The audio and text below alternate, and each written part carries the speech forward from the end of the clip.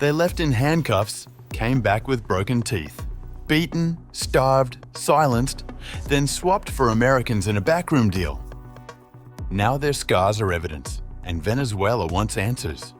Is this how justice is served in Bukele's El Salvador? Or just what happens when no one's watching?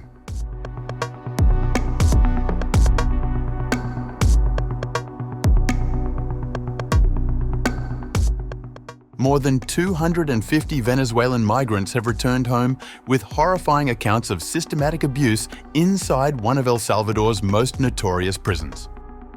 Venezuela's Attorney General Tarek William Saab announced on July 21st that his country will formally investigate President Nayib Bukele and senior Salvadoran officials over what he calls systemic torture of Venezuelan nationals. We have decided to open a formal investigation with the 3 designated national prosecutors into the following officials in El Salvador: Nayib Armando Bukele, a despot who violates the Salvadoran constitution and calls himself President of El Salvador; Hector Gustavo Villatoro, Minister of Justice and Public Security of El Salvador; and Osiris Luna Meza, Director General of Penal Centers and Deputy Minister of Justice and Public Security of that country. The migrants were originally deported from the United States in March under the 1798 Alien Enemies Act, which President Donald Trump invoked to bypass normal immigration procedures. They were accused of belonging to the Tren de Aragua gang, though family members and lawyers vehemently deny these allegations for many of the detainees.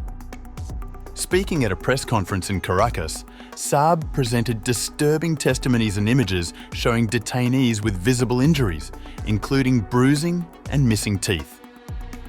They are involved in the crimes we are investigating and appear to be responsible, according to the preliminary investigation we have of all these events.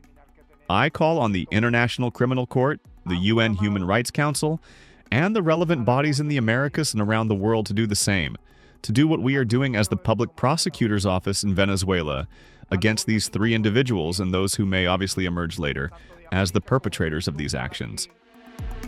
Andri Hernandez Romero, a 32-year-old beautician who was among those detained, recalled, "We were going through torture, physical aggressions, psychological aggressions. I was sexually abused." The Venezuelan prosecutor's office has gathered 123 formal complaints of abuse from the returned migrants. Saab detailed a pattern of systematic mistreatment that included sexual assault, daily beatings, and deliberately rotten prison food.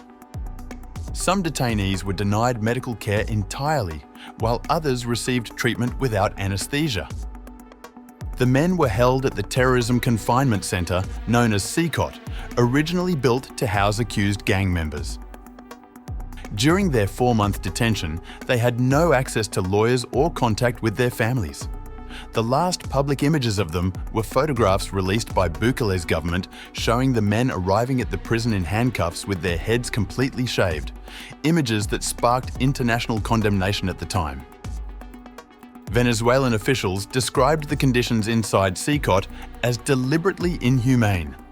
Detainees spoke of being held in cells without sunlight or proper ventilation, given contaminated drinking water, and subjected to psychological torture alongside the physical abuse. Several former detainees showed what appeared to be marks from rubber bullets and other injuries sustained during their imprisonment.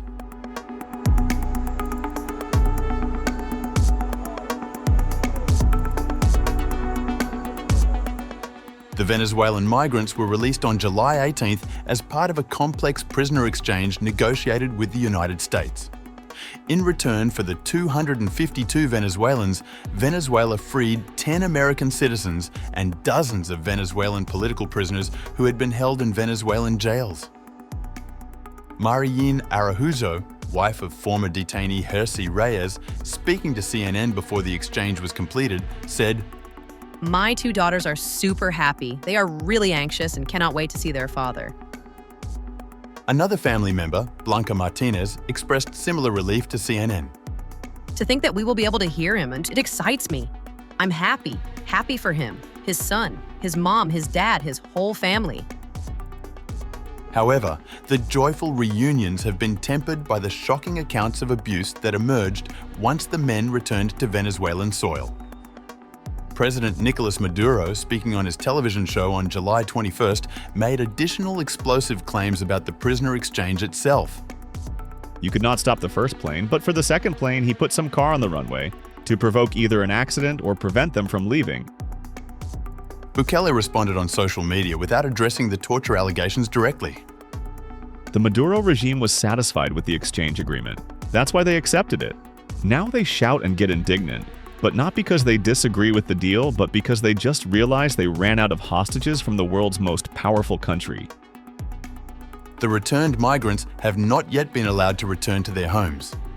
Venezuelan authorities say they are conducting health evaluations, immigration checks, and criminal background screenings as part of standard procedures for deportees. Yahaira Fuenmaya, mother of returned detainee Alirio Guillermo Beloso, spoke from her home in Maracaibo about preparing for her son's return.